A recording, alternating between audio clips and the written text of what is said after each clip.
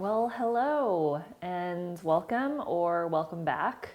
I feel like in the last video, if you watched it, I explained how I'm well-fed girlfriend even though we're married.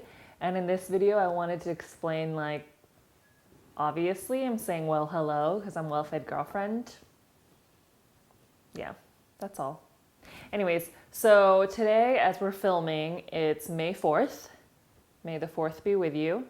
And myself and Mr. Smith are making a recipe that's a little bit easier this time because I know our jambalaya recipe was really in-depth. So we are, in celebration of Cinco de Mayo tomorrow, going to be making carnitas.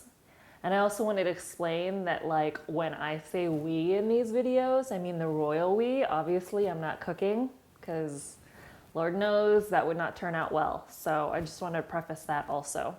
I'm gonna let Mr. Smith really take over from here, and then I'll come back at the end and eat just like, I do in everyday life.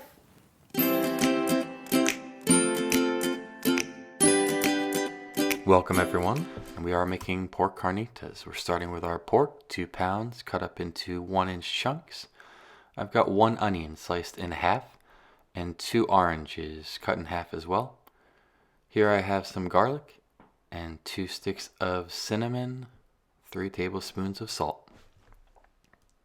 At this point I'm going to do a quick little dance and get ready to bring everything into a baking vessel of your choice. I'm using a heavy cast iron pan that has a lid. We're going to go ahead and squeeze in our oranges and throw the peels right in. Don't worry about seeds or anything. We're going to go all in. We can pick everything out at the end. We're going to be getting flavor from the peel, some of those essential oils, and then we're also going to get it from the juice. Going right in with our onions. We don't have to make this look pretty. It's all just going to get mixed in together. You can use whole garlic cloves if you have them. I had minced. Salt and cinnamon. We're just going to massage everything together. We want to get that salt thoroughly combined with the pork. If you wanted to do this in a regular baking dish, you just want to make sure that you cover it with saran wrap, and then with foil you want to create a nice tight seal. Everything's set. We're going to add in oil just to cover up the meat and the veg. We're going to massage it down, make sure everything's as flat as possible. At this point we are done. We're going to put a lid on it, and then we're going to pop it into an oven at 325 degrees for about 2 hours. If you have one, an Instant Pot would be a great option here for about 35 minutes on high. So at this point we are going to remove all of the aromatics from the beginning. I'm going to pull out the cinnamon. When we pull out the oranges, some of them might fall apart. Don't worry about it.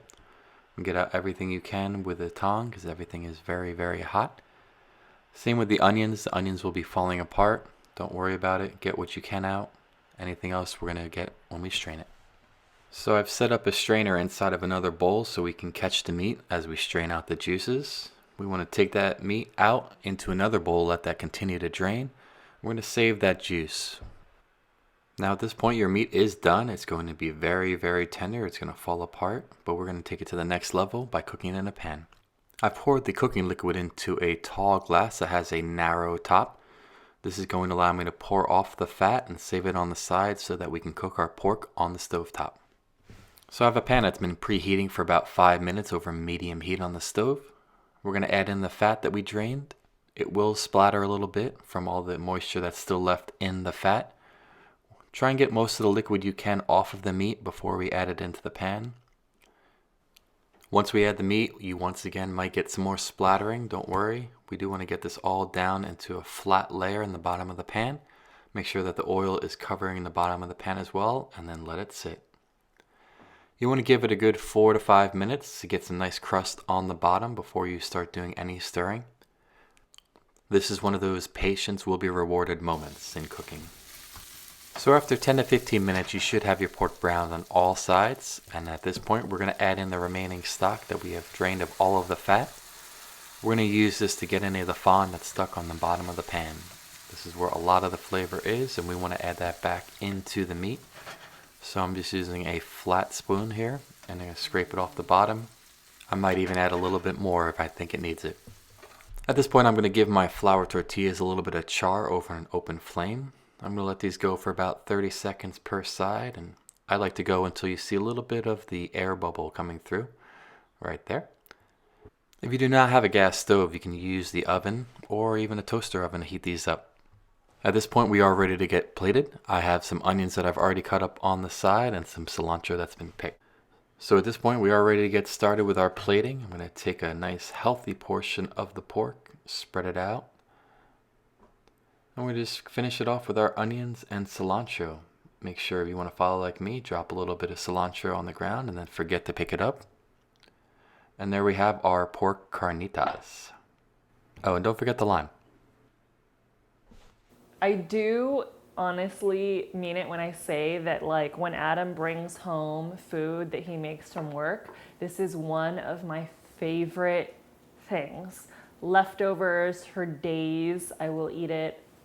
I mean, for weeks at a time if I had to. I'm not even kidding. I mean, I think it's perfect for Cinco de Mayo because you can make it into tacos or whatever you want, but I'll just eat it with like rice. It's that good. It also kind of reminds me of my childhood growing up in San Diego, so it's also nostalgic for me.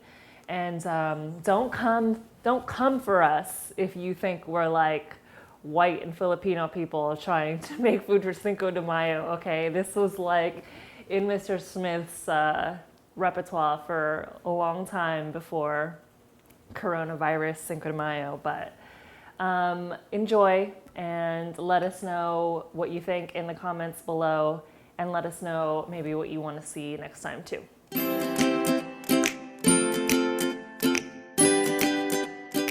I do honestly mean it when I say that this is one of my favorite things that Mr. Smith cooks.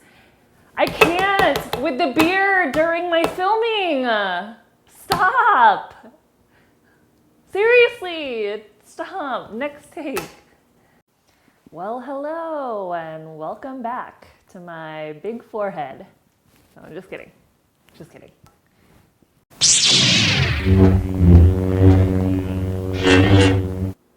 I feel like we have to put in the description box also like how hungover I am right now. I think we just did. Okay. Anyways,